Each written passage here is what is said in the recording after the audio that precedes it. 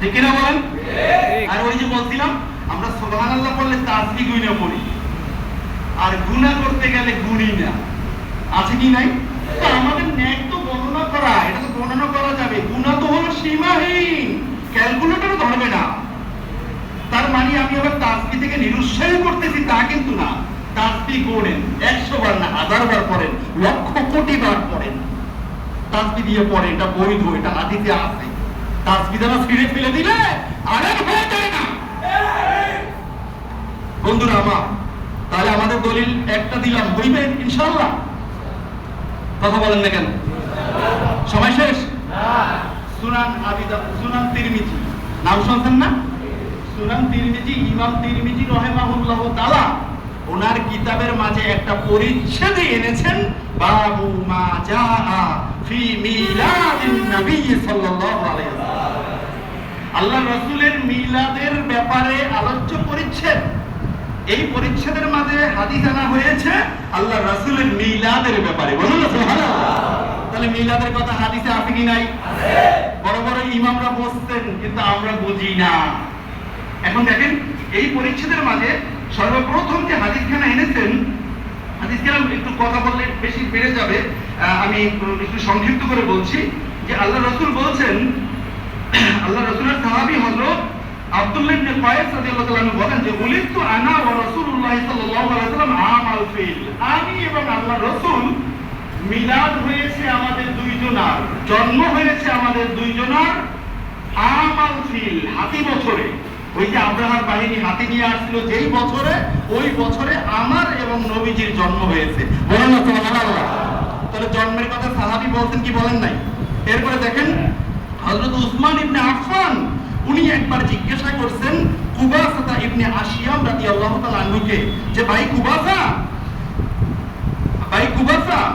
আনতা আকবারু আম রাসূলুল্লাহ, ভাই কুবাসা আমার জানতে ইচ্ছা হয় তুমি বড় নাকি আল্লাহর রাসূল বড়? সুবহানাল্লাহ বলেন। প্রশ্নটা কি তুমি বড় নাকি আল্লাহর রাসূল বড়? এখন জবাব কি দিবেন দেখেন, বলতেছেন যে রাসূলুল্লাহ সাল্লাল্লাহু আলাইহি ওয়াসাল্লাম আকবারু মিন্নি ওয়া আনা আকদামু মিনহু ফিল মিলাদ। তাই ভাই তুমি যে প্রশ্নটা করলা, আল্লাহর কসম করে আমি বলছি আমার যে আল্লাহর রাসূল সীমাহীন বড়, তবে পৃথিবীতে জন্মের ক্ষেত্রে আমি আল্লাহর রাসূলের কয়েকদিন আগে আসছি। বুঝেন নাই কথাটা? চুপ রইলেন তাহলে? জোরে বলো সুবহানাল্লাহ। তাহলে জন্মের কথা বলা হয়েছে কি হয় নাই? বলতে আমার জন্মটা আল্লাহর রাসূলের আগে হয়েছে, আমার পরে আল্লাহর রাসূলের জন্ম হয়েছে, তবে আমি আল্লাহর রাসূলের বড় নয়। আল্লাহর রাসূল আকবারু মিন্নি, আকবার কাকে বলা হয়? আকবারু মিন কুল্লি শাই, সবকিছুর যে আল্লাহর রাসূল বড়। বলেন না সুবহানাল্লাহ। আল্লাহর রাসূলের সাথে কোনো মানবতার তুলনা হতে পারে না। আল্লাহর রাসূল বড়, আমলে বড়, আখলাকে বড়, তাকওয়ায় বড়, সমাজে বড়, চলনে বড়, বলনে বড়, সব দিক থেকে বড়। ঠিক কি না বলেন? এই কারণে আল্লাহর রাসূল জায়নামাজে দাঁড়িয়ে জান্নাতের ফল আনার জন্য হাত বাড়াইছেন, জান্নাতের ফল হাতে পেয়ে গেছেন। সুবহানাল্লাহ। সহিহ হাদিস। আল্লাহর রাসূল মক্কা মুকাররমায় বাইতুল্লাহ শরীফের সামনে আসছেন, বাইতুল মাকদাস জিয়ারত করে মেরাজ রজনীতে। কাফেররা বলে তুমি যদি বাইতুল মাকদাসে যেই থাকো, বলো তো বাইতুল মাকদাসে কয়টা খুঁটি, কয়টা জান্নাত? আল্লাহর রাসূল কি এগুলো বলছেন গিয়ে দেখেন সোয়ালক্ষ পয়গাম্বর সব সারিবদ্ধভাবে আছে।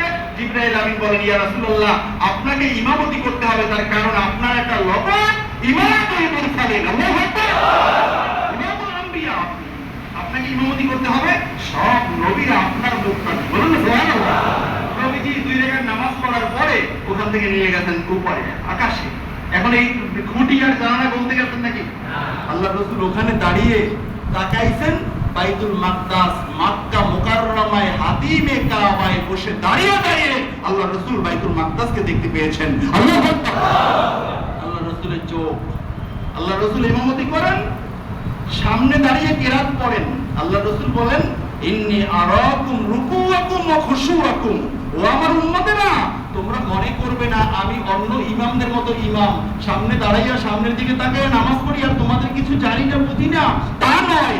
বরং আমি সামনের দিকে তাকিয়ে তাকিয়ে নামাজ পড়ি, আমি তোমাদের রুকু দেখি, তোমাদের মনের মাঝে আল্লাহর জন্য কতটুকু বিনয়ী ভাব নামাজের মাঝে, সেটাও আমি নবী দেখি। আরো জোরে বলেন সুবহানাল্লাহ। আমি আপনার কোন সূরাতে আসছেন, কোন লেবাসে আসছেন এটাই না দেখি, আপনার মনের ভিতরে কি আছে নাকি দেখি। আল্লাহ রাসূল মনের ভিতরেরটা জানেন। খুশু এখন সহিহ হাদিস, পারলে কারো বাপের বেটার ক্ষমতা থাকলে এই হাদিসকে কেটে দে, পারবে না, একবার জন্ম হলেও পারবে না। বন্ধুরা আমার, রাসূলুল্লাহ সাল্লাল্লাহু আলাইহি ওয়াসাল্লামের ব্যাপারে এখানে অনেকগুলো হাদিস আমি নিয়ে আসছিলাম। এই যে সুনান আন-নাসাই সিয়াসিতের অন্যতম কিতাব 5426 নম্বর হাদিস, আবি সাঈদ আল-খুদরি রাদিয়াল্লাহু তাআলা আনহু থেকে বর্ণিত। তিনি বলেন, কোন একদিন অনেকগুলো সাহাবী এক জায়গায় বসে আল্লাহর রাসূলের মিলাদের ব্যাপারে আলোচনা করতেছিলেন। এখানে ভাষ্যটা আছে, অমান্না আলাইনা বিকা, ও আমাদের হাবিব, ও আমাদের রাসূল, আপনাকে পাঠাইয়া আল্লাহ তাআলা যে আমাদের উপরে দয়া করেছেন, আমরা এখানে বসে এই আলোচনাটাই করতেছিলাম। সাহাবী বলতেছেন, তখন এই সাহাবীর এখানে সাহাবীর নিজের বাড়ির মানুষগুলো এবং পার্শ্ববর্তী মানুষগুলো উপস্থিত ছিলেন। বলুন না সুবহানাল্লাহ। তাহলে সাহাবীরা অনেক মানুষ একত্র করে আল্লাহর রাসূলের মিলাদের ব্যাপারে আলোচনা করছেন, এটা প্রমাণ সুনান নাসাই 5426 নম্বর হাদিস। যে কিনা বলেন, আমি হাদিস নাম্বার মূল কিতাব একটা বলছি, মূল কিতাব। এখন আল্লাহর রাসূল বলতেছেন, ও আমার সাহাবারা, আল্লাহি মা আজলাতানা ইল্লা যালিক, তাই আল্লাহর কসম করে তোমাদেরকে জিজ্ঞাসা করছি, তোমরা কি সত্যি সত্যি এই কারণেই এখানে বসছো, আমি নবীর মিলাদ নিয়ে তোমরা আলোচনা করো? তখন ওই সাহাবীরা বললেন, ইয়া রাসূলুল্লাহ, ইয়া হাবিবাল্লাহ, আল্লাহর কসম আমরা এই কারণেই বসছি, আপনার মিলাদ নিয়ে, আপনার নিয়ামত নিয়ে আমরা এখানে আলোচনা করতেছি। বলুন সুবহানাল্লাহ। নবীজি বলতেছেন, ও আমার সাহাবীরা, তোমরা আবার মনে কইরো না তুহমাতাল লাকুম, আমি তোমাদেরকে অবিশ্বাস করি, আমি তোমাদেরকে মিথ্যা প্রতিপন্ন করি, তোমাদের কথাটা আমার ভালো লাগে না, এমনটা নয়, বরং আমি নবী যা দেখি তোমরা তা দেখো না। আমি তোমাদের এই মিলাদ মাহফিলের এই মাজলিসের পাশে যখন আসলাম, আমি দেখতে পেয়েছি জিবরাইল আমিন আমার কাছে এসেছে, আখবারানি, এসে আমাকে খবর দিয়েছেন, আল্লাহ আযজা ওয়া জাল্লা ইউবাহি বিকুমুল মালাইকা, তোমরা এই জায়গায় কতগুলো মানুষ বসে বসে আমি নবীর মিলাদের ব্যাপারে আলোচনা করতেছো, এই কারণে জিবরাইল আমিন এসে আমাকে বলছেন, আল্লাহ রাব্বুল আলামিন আকাশের ফেরেশতাদেরকে নিয়ে তোমাদের ব্যাপারে গর্ব করতেছেন আর বলতেছেন, দেখো দেখো আমার বান্দারা আমার হাবিবের মিলাদ নিয়ে আলোচনা করে।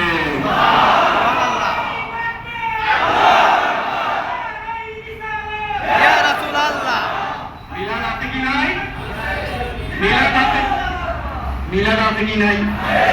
অস্বীকার করেন, হুজুর বুখারীতে নাই, মানে বুখারীতেও মিলাদ আছে, সবাই নাই, এখানে আছে।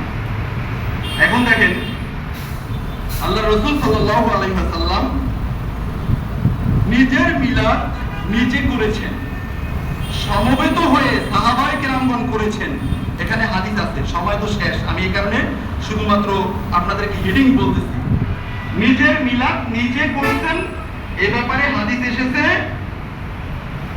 এসেছে তাবারানী শরীফের ভিতরে মুজামুল কাবিরের মাঝে হাদিস এসেছে। আম্মা জান আয়েশা সিদ্দিকা রাদিয়াল্লাহু তাআলা আনহা বলেন, তাযাকারা রাসূলুল্লাহ সাল্লাল্লাহু আলাইহি ওয়াসাল্লাম আবু বকর রাদিয়াল্লাহু তাআলা আনহু মিলাদাহুমা ইনদি, আমি আয়েশার কাছে আমার বাবা আবু বকর এবং আমার স্বামী রাসূলুল্লাহ সাল্লাল্লাহু আলাইহি ওয়াসাল্লাম দুইজনের মিলাদ আমাকে বর্ণনা করে শুনিয়েছেন। আবু বকর রাদিয়াল্লাহু তাআলা আনহুর মিলাদ, আল্লাহর রাসূলেরও মিলাদ, দুইজনের মিলাদ আম্মা জানের কাছে বর্ণনা করেছেন। তাহলে মিলাদ আছে কি নাই? আল্লাহর রাসূল নিজেই মিলাদের বর্ণনা করেছেন, ঠিক কি না বলেন?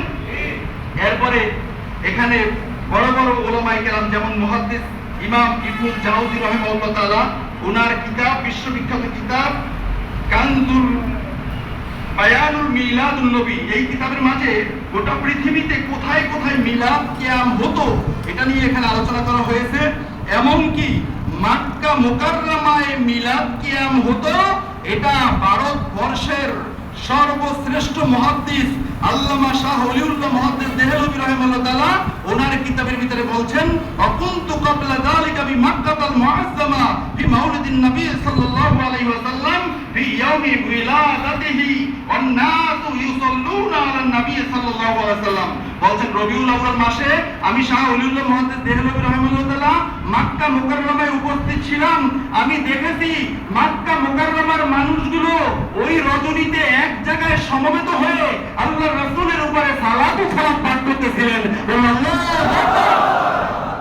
মক্কা মুকাররমার আমল আপনি কোন আদার ব্যাপারে বৈধ না, আপনার শুধুমাত্র চুলকানি আর চুলকানি, আপনার চুলকানির কোনো শেষ নাই। এরপরে দেখেন এখানে দেওবন্দীদের সব দেওবন্দীদের পীর হাজী ইমদাদুল্লাহ মুহাজির মক্কি, ওনার লেখা কিতাব হাফতে মাসাইল উর্দুতে লেখা আমার পাশে আছে। ভারত থেকে আমি এই কিতাব আনিয়েছি। এখানে স্পষ্ট করে উনি বলেছেন যে फकीर का मशरब ये है कि महफिल मौलूद में शरीक होता हो, बल्कि बरकत का दरिया समझकर हर साल मुनाकिद करता हो और कियाम में लुत्फ और लज्जत पाता हो। भाई আমি হাজী ইমদাদুল্লাহ মুহাজির মক্কির একটা অভ্যাস, আমি প্রত্যেক বছর রবিউল আউয়াল মাসে মিলাদ কিয়াম করি, ঈদে মিলাদুন নবী করি। তার কারণ ওই কিয়ামের মাঝে আমি হাজী ইমদাদুল্লাহ মুহাজির মক্কি লুৎফ ও লজ্জত পাতা হো, আনন্দ এবং তৃপ্তি পাই। হাজী ইমদাদুল্লাহ মুহাজির মক্কিকে বাদ দিলে আলিয়াও থাকবে না, কওমিও থাকবে না। এক নম্বরে যাইবে কওমি, তারপরে যাইবে আলিয়া, কিচ্ছু থাকবে না। ঠিক না বলেন? ঠিক। বন্ধুরা আমার, সবশেষ কথা হলো ইমাম শাহরানি রাহিমাহুল্লাহ তাআলা একটা কিতাব লিখছেন কাশফুল গুম্মা।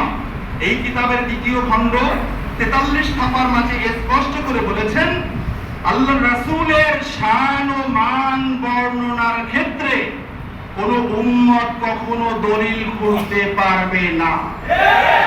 তার কারণ ফাইন্না যালিকা সুউ আদাবান, কোন উম্মত যখনই আল্লাহর রাসূলের শান ও মানের ক্ষেত্রে দলিল খুঁজতে যাবে, এটা হবে তার চরম দৃষ্টতা এবং বেয়াদবি।